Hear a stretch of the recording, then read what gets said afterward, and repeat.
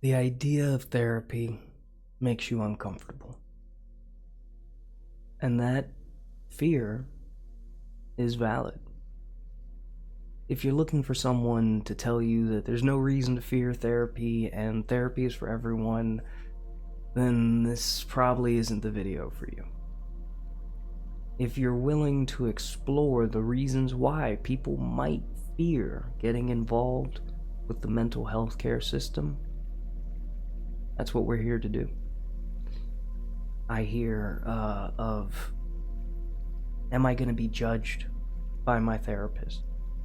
Am I going to be medicated? Am I going to be hospitalized? Are they going to say I'm too broken or give me a terrible diagnosis? So, we're going to dive into these 4 fears. We're going to talk about some reasons why they might be valid, and hopefully end on a message of knowledge and empowerment.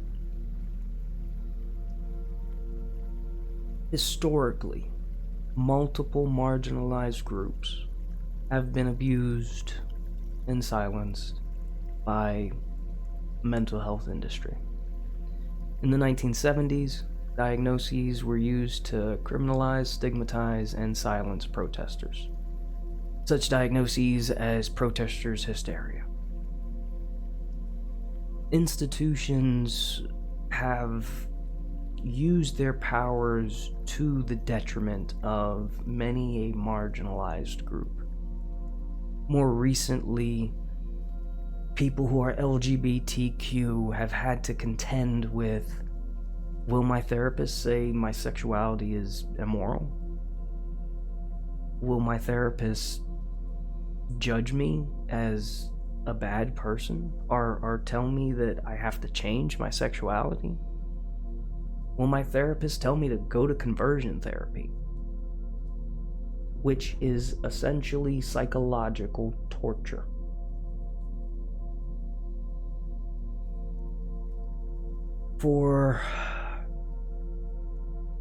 In 2025, the single greatest predictor of a diagnosis of schizophrenia was a Mayans race.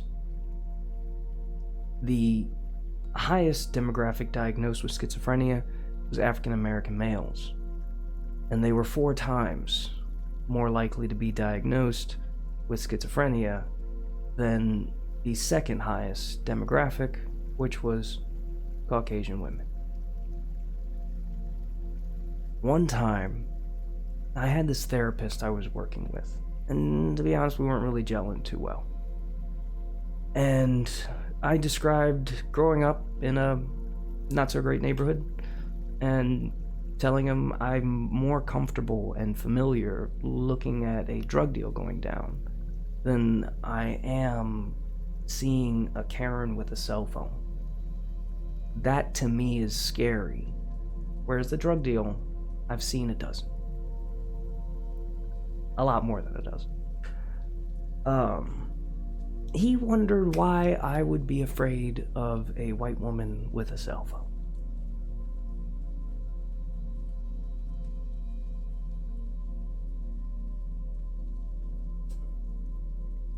So I didn't see him again. Your fear is not irrational.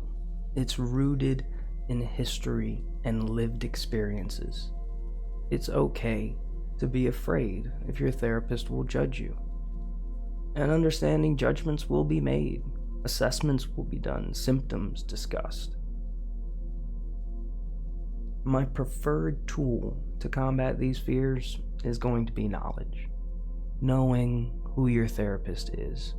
Knowing if your therapist is accepting of your community and your culture.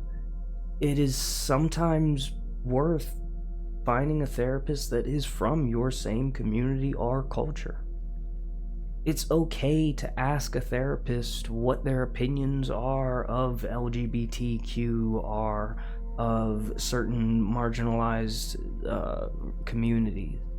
It's okay to ask a therapist what they think of you as a person of color, as a person of a different sexuality than what's considered the social norm. It's okay that you have these fears. Arm yourself with knowledge. Okay. Will they force medication onto me? Let's be clear. That's psychiatrists. Therapists, the vast majority of us, do not prescribe medication. That's gonna be a psychiatrist. You can have a psychiatrist and a therapist that work together. You can have a therapist who is a psychiatrist, or vice versa. But therapists work with talk therapy, skills, reframing. We don't tend to work with medication. Okay. Will they lock me up? Will they say I'm too broken and just put me in the back of a padded van? Forced hospitalization is an absolute last resort. And in the grand scheme of things, I, as a therapist, do not have the final say on whether a client is hospitalized.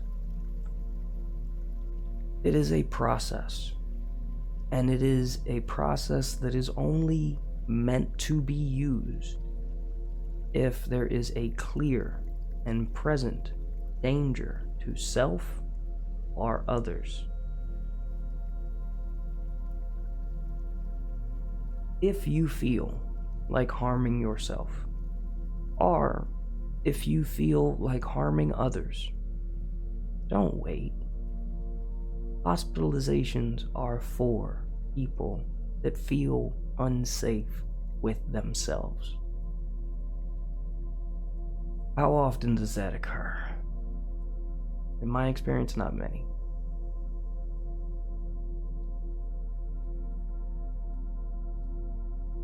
The vast majority of clients will never experience hospitalization, might not even know what a Baker Act is. Again, to reiterate, it is an absolute last resort. And make no mistake, therapists have to understand that hospitalizing a client is stripping that person of their civil rights. It's not a decision that's made lightly. Your therapist won't send you to the hospital because you had a panic attack. Now, will my therapist diagnose me with something terrible? Okay, let's talk. Insurance. Insurance will not pay for therapy unless there is a valid diagnosis. During your first session, your therapist should include a preliminary diagnosis with the paperwork that they submit to get paid. If they don't have a preliminary diagnosis, they don't get paid. After a few sessions, usually second, third, fourth, after probably about a month of working with the client, that's supposed to turn into a working diagnosis. Diagnoses are short-term, shorthand ways that psychiatrists, therapists, mental health professionals communicate. It is not meant to be a life sentence. It does affect a person. It can. If I have clients who come in and they have certain diagnoses, it means that I know I need to approach the case in a certain way. If I have a client that has PTSD, I probably don't want anything that's going to be making loud noises. True for most people, but especially true for clients with PTSD. I'm gonna try to say people more than clients because I don't like that. Anyway, let's get back. So, diagnosing. Yes, it happens.